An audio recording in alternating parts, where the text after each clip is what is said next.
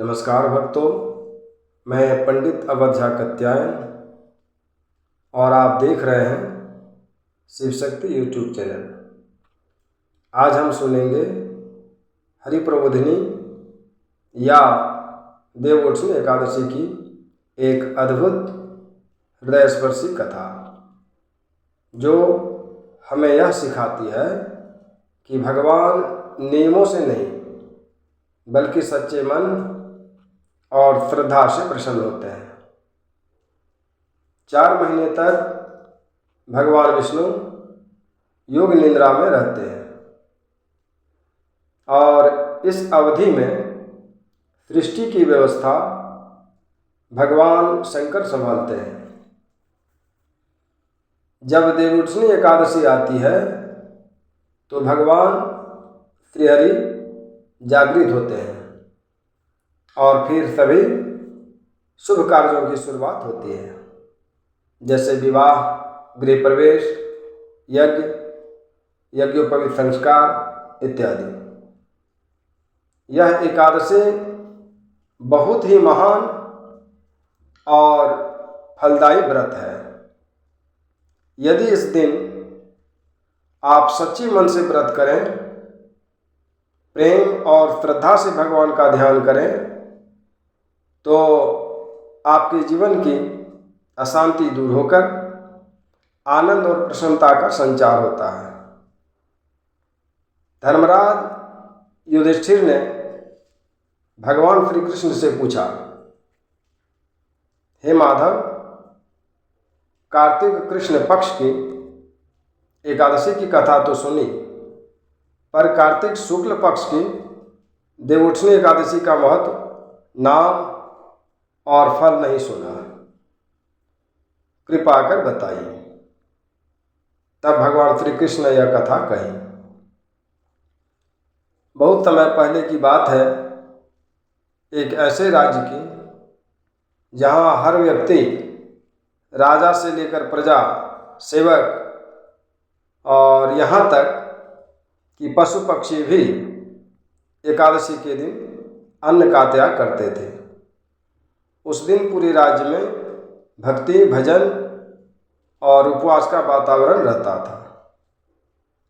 एक दिन किसी दूसरे देश का एक व्यक्ति उस राज्य में आया।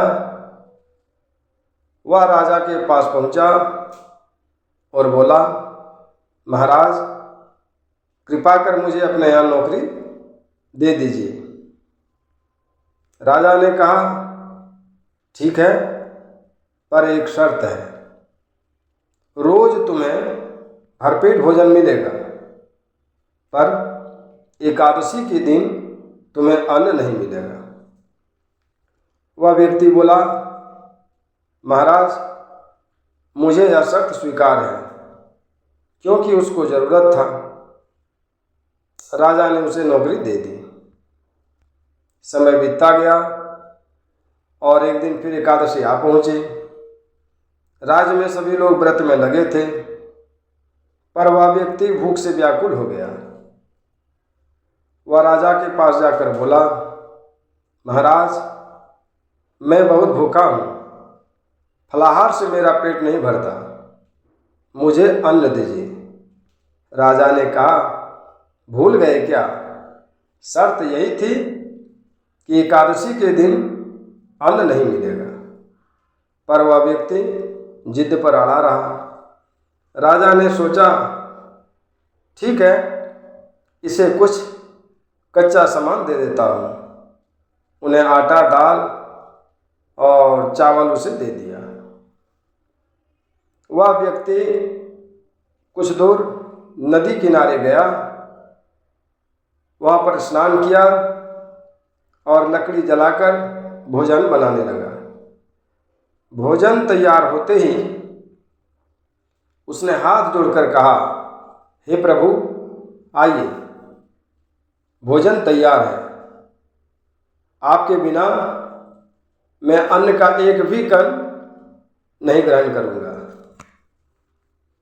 उसकी पुकार सुनते ही भगवान श्री विष्णु स्वयं पीताम्बर धारण किए, चतुर्भुज रूप में तेजस्वी और करुणामय स्वरूप में प्रकट हो गए। वे मुस्कुराते हुए बोले, वत्स, तुम्हारा सच्चा प्रेम देखकर मैं स्वयं आ गया हूँ। फिर भगवान उसके साथ बैठकर भोजन करने लगे। दोनों ने प्रेम पूर्वक भोजन किया और भोजन के पश्चात भगवान अंतर्ध्यान हो गए। कुछ दिन बाद जब अगली एकादशी आई, वह व्यक्ति राजा के पास पहुंचा और बोला, महाराज, इस बार 2 गुना सामान दीजिए, क्योंकि मेरे साथ भगवान भी भोजन करते हैं। यह सुनकर राजा आश्चर्यचकित हो गए। उन्होंने कहा, भगवान तुम्हारे साथ भोजन कैसे करते हैं? ये कैसे संभव हो सकता है? मैं तो रोज उपवास करता हूँ, पूजा करता हूँ, फिर भी मुझे भगवान के दर्शन कभी नहीं हुए। वह व्यक्ति बोला, महाराज, यदि विश्वास न हो तो अगली एकादशी को मेरे साथ चलकर स्वयं देख लीजिए। अगली एकादशी आई। राजा एक पेड़ के पीछे छिपकर बैठ गए। वह व्यक्ति पहले की तरह नदी किनारे गया, स्नान किया, भोजन बनाया और प्रेम से पुकारने लगा, हे भगवान, आइए, आज भी आपके लिए भोजन तैयार है। वह बार बार पुकारता रहा, पर भगवान नहीं आए।